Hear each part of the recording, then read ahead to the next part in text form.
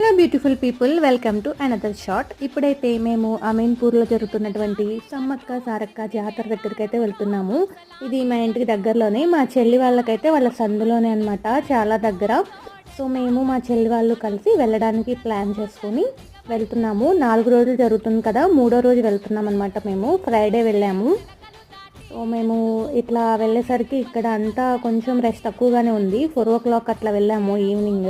Morning ఇంకా night చాలా రష్గా ఉంటుందని చెప్పారు. సో అందరం మేడారం దాకా వెళ్ళలేము కదా, సో ఇక్కడ ఉంటే ఇట్లా దర్శనం చేసుకోవచ్చు అని. 2 years బ్యాక్ మేము హైదరాబాద్ వచ్చిన కొత్తల్లో కూడా వచ్చామన్నమాట. సో ఇక్కడ ఇలా అమ్మవారి గద్దె ఉంటుంది, కింద ఇలా కొబ్బరికాయలు కొట్టడానికి అంతా పెట్టారనమాట.